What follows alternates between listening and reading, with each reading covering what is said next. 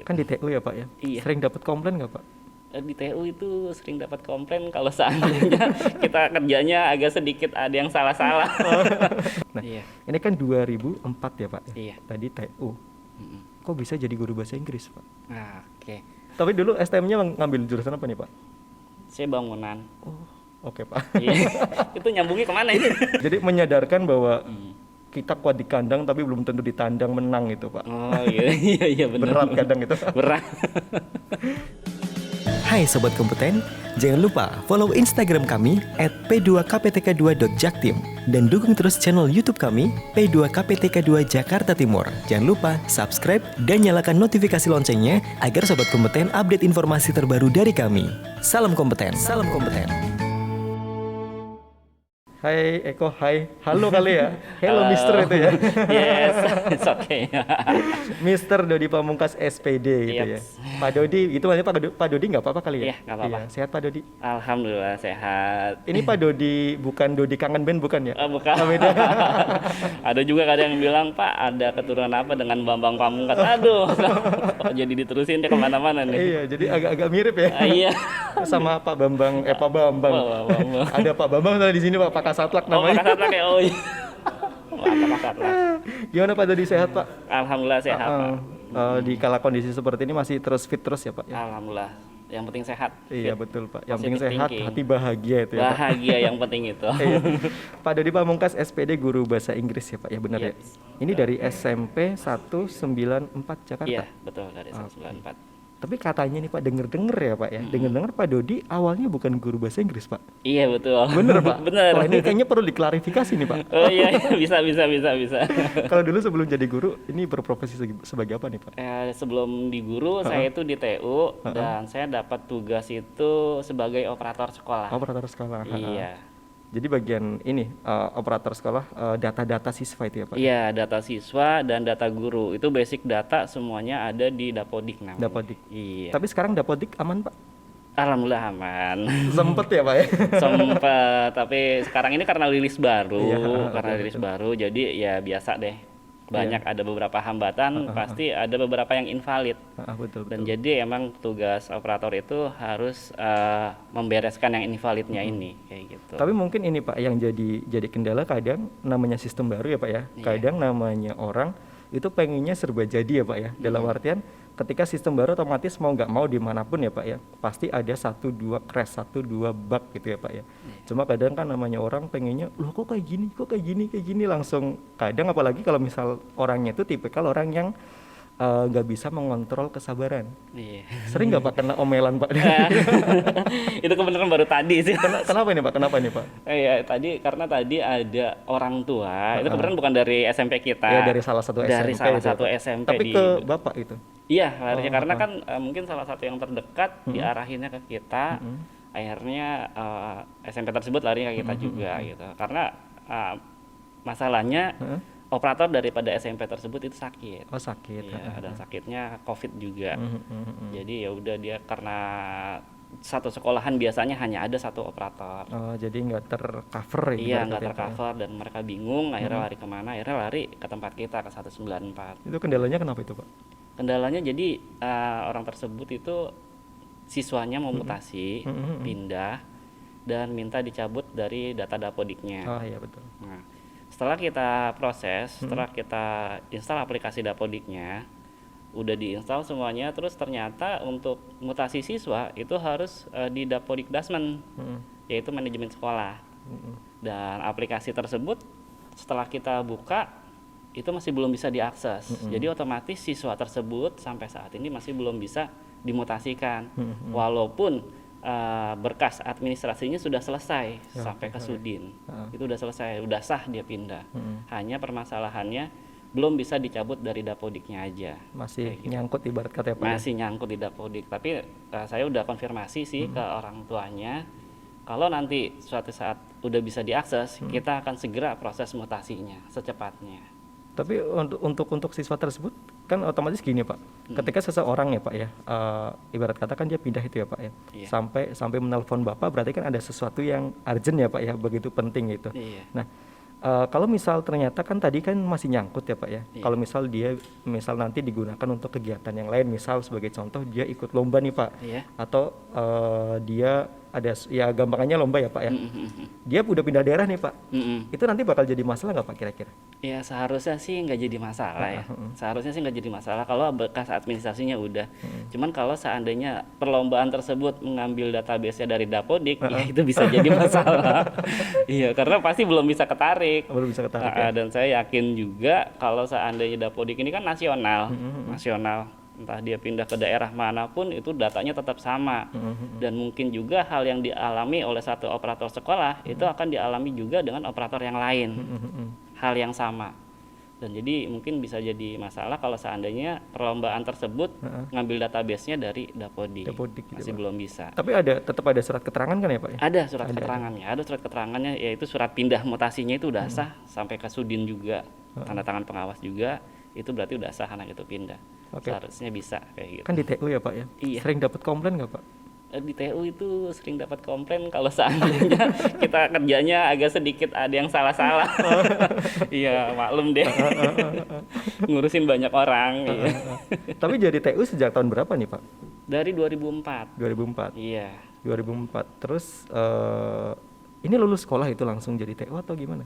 Ya, sebelum dari TU sih saya sempat kerja juga di sempat pasar kerja. kemis ya, di perusahaan kayak gitu. Tapi mungkin saya pikir tuh nggak terlalu cocok karena kerjaannya terlalu 3 shift. Oh, 3 itu shift, ya. berat juga.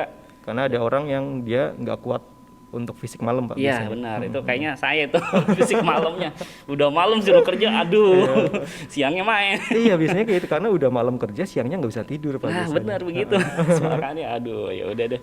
Dari situ saya keluar dan akhirnya ada kesempatan di 194 itu terima lowongan untuk TU untuk operator mesin absen. Mesin absen. Iya, mesin absen. Maaf, bukan absen, itu mesin koreksi nilai. Koreksi nilai anak-anak. Kalau ujian itu koreksi nilai itu dulu makanya pakai netis. Netis. Tapi itu ada interviewnya nggak Pak? Ada sih, cuman ya hanya interview biasa. Kalau kamu bisa apa di TU? Iya. Bisa nggak ini jalanin mesin ini? Bisa nggak kamu operasian komputer? Iya. Bisa, kirain dites, bisa, ya udah silakan. Karena Kayak sekarang kan lowongan pekerjaan benar susah Pak. Iya. Iya, beda sama dulu itu ya Pak ya. Dulu mungkin cuma iya oke siap itu ya. Kalau sekarang memang ada lebih selektif kali ya Pak ya. Mungkin udah beda. Karena sekarang memang mencari pekerjaan menjadi suatu hal yang agak susah, itu jarang juga Pak. Nah, Iya. ini kan 2004 ya Pak. Iya. Tadi TU. Kok bisa jadi guru bahasa Inggris Pak? Nah, oke. Jadi 2004 kita sama masuk TU dan 2006 saya mulai kuliah. Oh, Mulai oke, kuliah oke, 2006 oke. dan itu pun saya dipaksa sama Waduh, teman. ini nih salah jurusan apa enggak?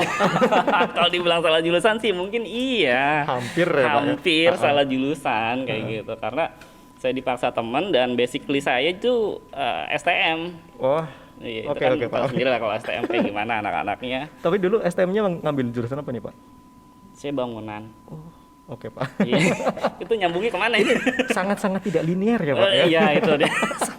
Ya, satu kemana gitu loh. Iya, ngambil bangunan dan lulus. Akhirnya 2006 saya kuliah. Nah, yang saya herankan teman saya yang ngajak saya kuliah itu semester 3 langsung keluar. Oh, keluar. Iya. Nikah mungkin Pak atau apa? Nikah. Oh, benar. Iya, Oke. karena nikah jadi dia keluar. Waduh, kita ditinggalin sendirian. Dia ngajakin, dia keluar dulu Iya. ya Pak. Nggak juga dia ngompor-ngomporin dari awal kayak gitu. Ya udah, saya udah semangat. Lagi kuliahnya senang-senangnya kuliah.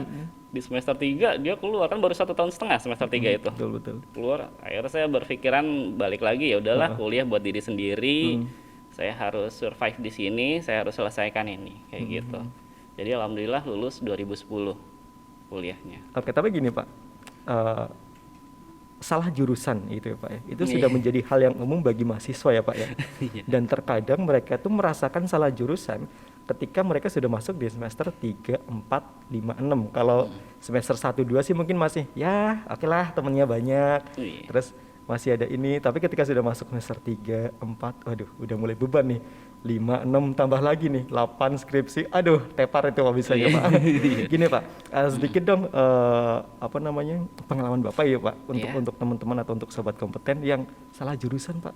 Gimana sih caranya biar walaupun salah jurusan tuh tetap bisa lulus gitu? Oh iya. Oke, jadi buat teman-teman yang udah salah ngambil jurusan, tapi bukan angkot ya. Iya, betul. Buat teman-teman yang udah salah ngambil jurusan, kalau saran saya sih tetap apapun yang diambil itu kan suatu keputusan. Jadi tetap harus kalian tanggung jawabkan dan harus diselesaikan.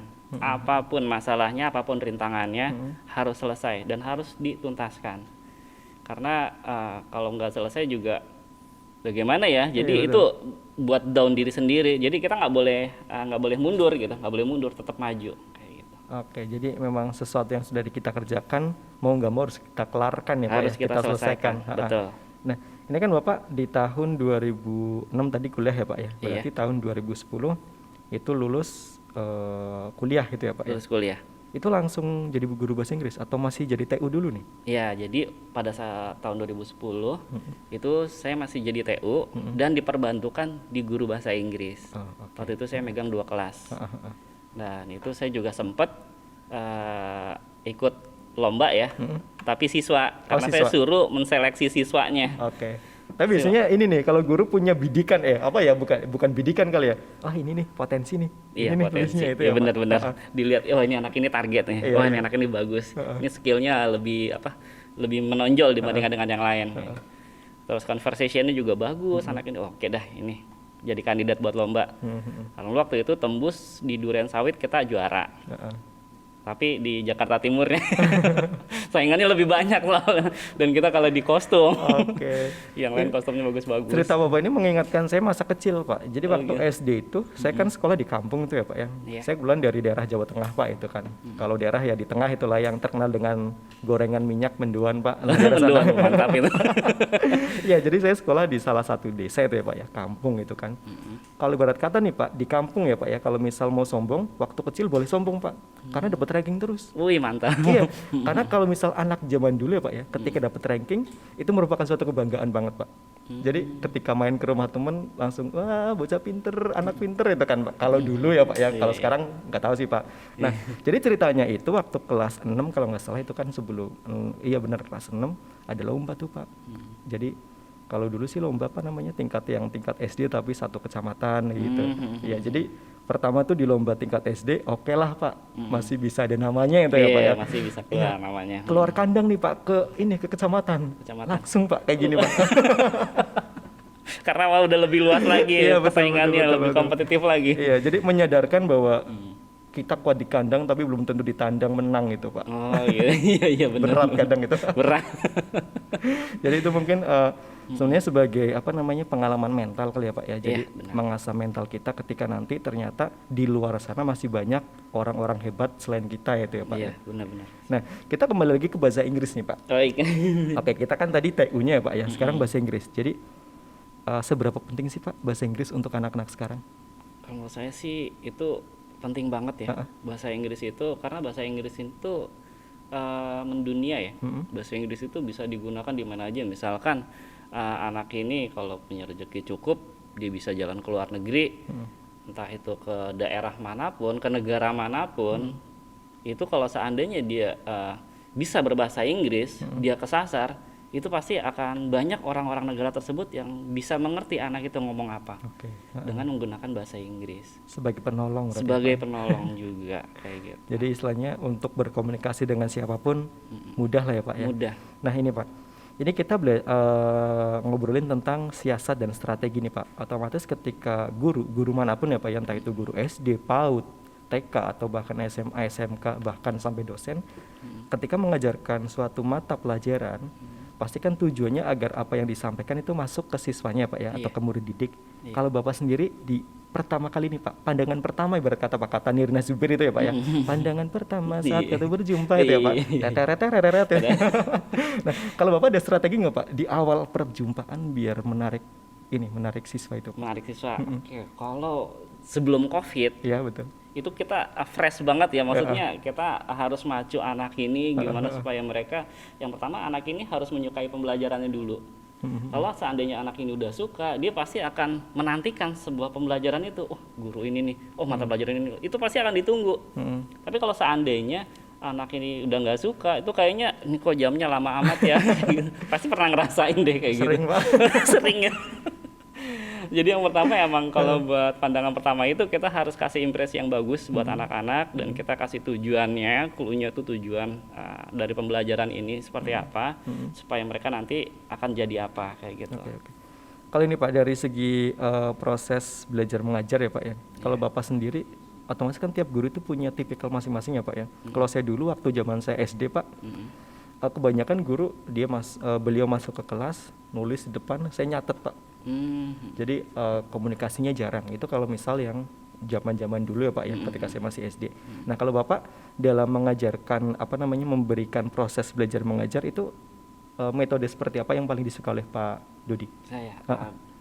Kalau saya lebih suka itu ngasih ini ya, mungkin kalau bahasa Inggris itu kan hanya rumus ya. Iya betul. Rumus-rumus semuanya, simple past tense kayak gitu. Terus nanti anak itu karena bahasa Inggris itu ada dua ya, ada conversation dan ada grammarnya. Grammarnya itu baru kita akan tulis itu rumusnya dan contoh-contoh soalnya seperti apa. Kayak gitu. Nah, sedangkan kalau buat skill conversationnya, nah saya lebih suka anak itu maju dan mengadakan percakapan dengan temannya. Dari situ kita bisa ngelihat, oh anak ini kompetensi seperti ini. Ini buat OSN besok nih lomba nih. Calon nih. Wah ini mana ini nih. Yang penting besok kalau lomba seragamnya Pak ya, jangan lupa. Seragam lagi mentok, aduh. Oke gini Pak. Jadi bahasa Inggris otomatis penting ya Pak ya, karena sebagai yang pertama otomatis sebagai bahasa internasional. Semua orang ketika dia bisa bahasa Inggris kemanapun insya Allah aman ya Pak ya. Tapi gini Pak, kadang ada juga beberapa anak itu yang memang dia tipikal orang yang nggak suka dengan bahasa Inggris ya Pak ya, dengan bahasa itu Pak. Itu ada nggak Pak siasat tersendiri dari Bapak agar dia ini yang memang susah belajar bahasa, agar dia itu bisa paham, atau teknik dasarnya gimana sih Pak biar dari awal ketika kita mengenal bahasa Inggris itu langsung paham gitu Pak? Iya. Jadi kalau anak yang nggak suka, kemungkinan besar di dalam bahasa Inggris, kemungkinan besar dia itu susah untuk menerjemahkannya. Jadi apa yang kita utarakan dia nggak paham. Jadi karena dia nggak paham, dia otomatis dia akan mundur. Aduh saya nggak ngerti deh ini apaan sih kayak gitu, ini apaan sih. Nah kalau dari pendekatan kayak gitu, saya pasti akan anak ini kita bimbing dengan kamus. Oh dengan kamus. Coba kamu cari kata ini deh. Biasanya anak-anak seperti itu suka seneng kata-kata yang kayak model petak umpet gitu. Iya betul. Coba tadi kan di sini, terus dia nyari. Ini artinya ini Pak. Nah, lama-lama juga nanti dia akan terbiasa kayak gitu. Oh ini kayaknya tadi yang pernah dia omongin deh. Ini kayak tadi yang pernah dikasih tahu deh. Ini kayak yang udah pernah dikasih clue-nya deh kayak gitu. Jadi kemungkinan anak ini ya walaupun nggak 100%, tapi seenggak-enggaknya bisa buat maju anak ini bisa ngomong bahasa Inggris dan bisa paham. Bisa paham ya Pak ya? Iya. Tapi ini Pak, kalau di zaman-zaman sekarang ya Pak ya, kalau misal dulu mungkin karena kita belajarnya kan kalau zaman-zaman tahun 2000 itu ya Pak ya, di awal Bapak jadi guru kan, belajar bahasa Inggris itu paling dari kamus ya Pak ya. Paling kalau misal pun nonton televisi nggak seperti sekarang maksudnya Pak ya. Setiap waktu, detik, menit pun kita bisa belajar bahasa Inggris dari internet gitu Pak. Kalau zaman sekarang masih ada nggak sih Pak anak-anak yang, kalau Bapak kan SMP ya Pak ya, SMP tapi dia masih takut dengan bahasa Inggris, ada nggak Pak? Kalau buat takut sih kayaknya udah nggak ada deh kayaknya. Kayaknya mereka semuanya udah berani kayak gitu. Karena kalau menurut saya sih kayaknya menurut mereka ya, kalau menurut pandangan saya nih terhadap mereka itu kayaknya bahasa Inggris nih kayak semacam tantangan yang harus ayo berani apa enggak kayak gitu. Dan mereka kalau maju kayak gitu. Jadi harus bener-bener nggak kayak yang dulu. Kalau dulu kan ya mungkin karena nggak bisa, takut, mundur kayak gitu, nggak suka, ada alasan ke sana, ada alasan ke sini. Kalau saya sih ke toilet Pak. Iya ke toilet. Iya. Ini anak bolak-balik deh ke toilet dari tadi. Apalagi kalau misalnya nih Pak, ketika bahasa Inggris kan dia lebih banyaknya itu anak untuk praktek ya Pak ya. Karena kan mengajarkan lidah ya Pak ya ke depan, dan juga biar nggak takut itu Pak. Biasanya nih ketika guru sedang siapa nih yang mau maju, langsung ini Pak, strateginya itu guru di sebelah sana, depan ada siswa temen, mepet Pak, biar lurus sama teman depannya nggak kelihatan muka saya Pak. Itu biar nggak dipanggil Pak. Biar nggak kepanggil ya. Jadi ngumpet dulu nih. Iya betul. Itu strateginya gitu. Cuma biasanya justru guru itu mencarinya murid yang kayak gitu Pak. Iya benar. Jadi saya kena Pak. Nah belajar dari situ Pak. Jadi ketika ada tugas untuk maju, saya sosokan Pak bisa nih. Sosokan bisa. Ya, sok pede. Tapi tetap kena juga Pak. Apakah guru itu punya sebuah pandangan yang lain Pak? Iya. Atau gimana sih Pak? Karena saya nggak tahu nih sudut pandang dari guru gitu Pak. Jadi sebenarnya kalau guru itu kalau udah di depan kelas dia bisa ngelihat karakter daripada anak-anak ini kayak Oke, gitu. Jadi dia bisa ngelihat kira-kira anak ini kemampuannya seperti apa, anak ini kemampuannya seperti apa, itu bisa dilihat. Walaupun anak ini kalau udah ngeringkuk-ringkuk, wah ini pasti ini ada yang kurang, iya. Walaupun dia bisa, tapi kayaknya kok gerakannya nggak nyaman ya. Ini dipertanyakan, ini beneran bisa apa enggak? Iya, kayak Jadi gitu. hal seperti itu yang coba deh, kamu maju kayak gitu. Jadi punya wah ini nih itu ya Pak ya. Punya suatu pandangan yang lain. Nah, kadang kayak gitu Pak. Jadi udah berusaha menghindar ya, tapi ternyata tetap kena juga gitu loh. Juga, iya. Tapi justru sebenarnya itu hal yang bagus ya Pak ya, karena Iya. ketika kita bisa maju ke depan, itu ibarat kata ke depan ngobrol, sebenarnya sesuatu hal yang positif. Cuma ya mungkin namanya masih anak ya Pak ya, Iya. mental itu Pak. Mental pasti Iya. mental.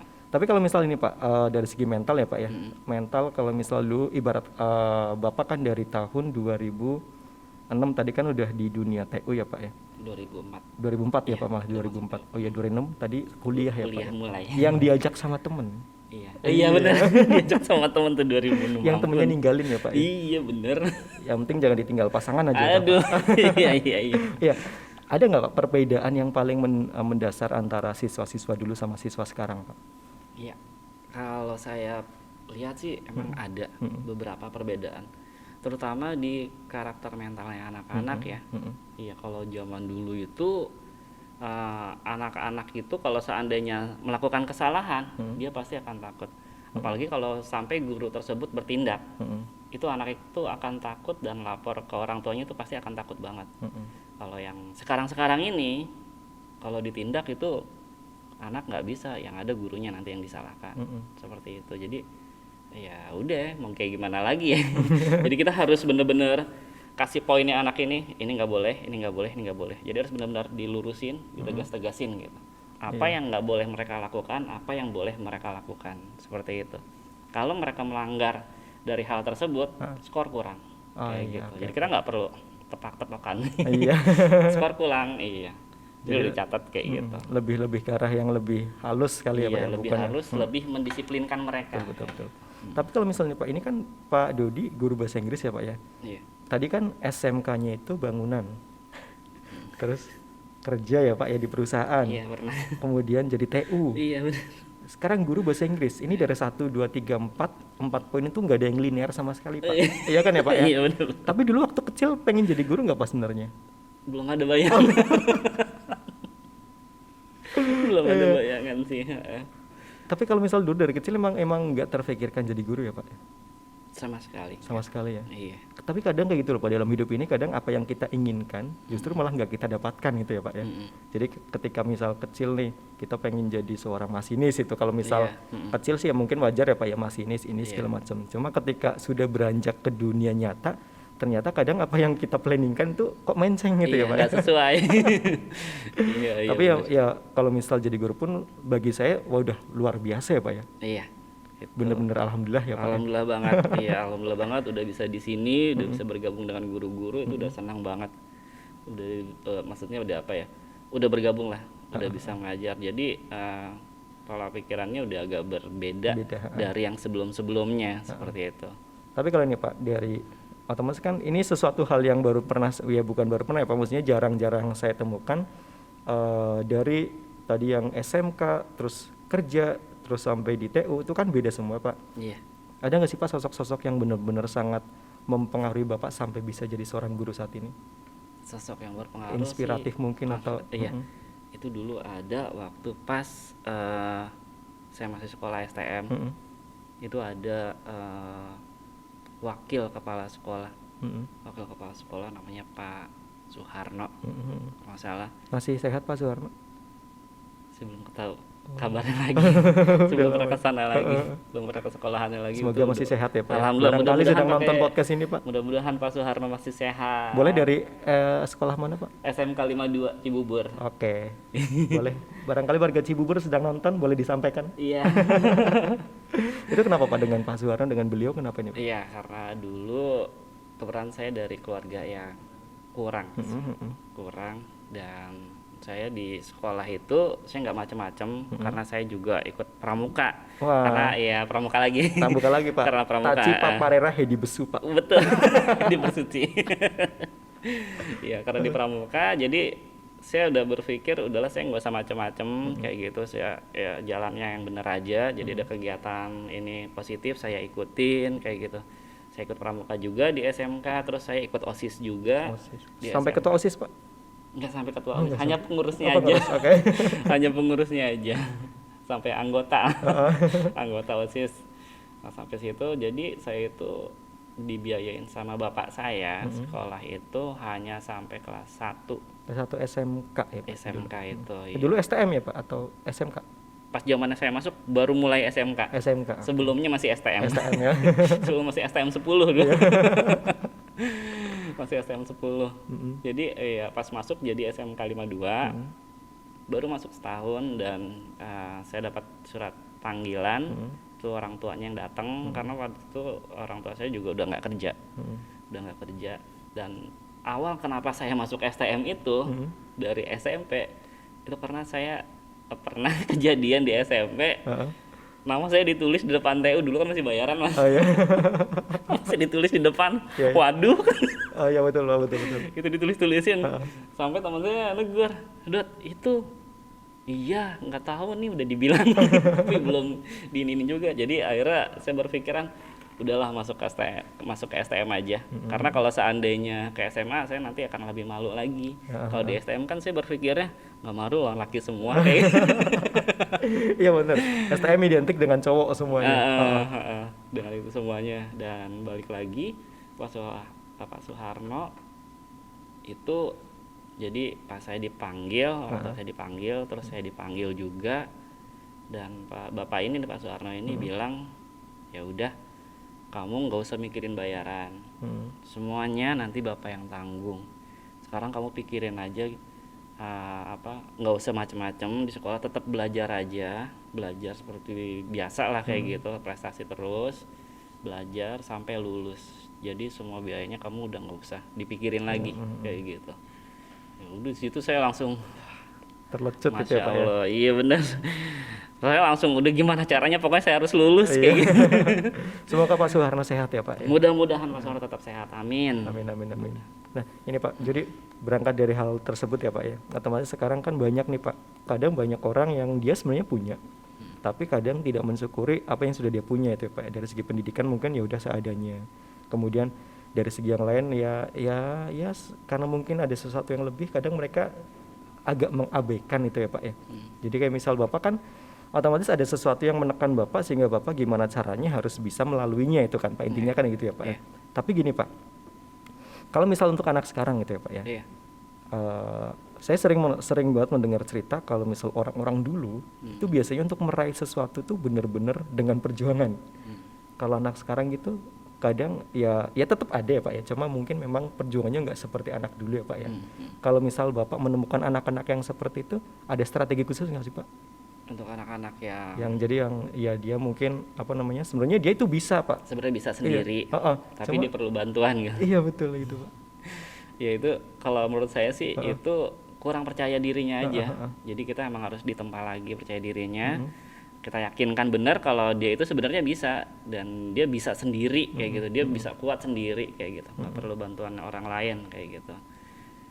Jadi Toh kadang toh kalau seandainya dia perlu bantuan orang lain, tuh orang lain di sekelilingnya juga pasti nggak bakalan diem kan. Iya, betul. Pasti tetap memperhatikan kok kayak gitu. Tapi yang dilihat kan bukan harapan bantuannya, tapi yang dilihat adalah semangatnya untuk bisa menyelesaikan kayak gitu.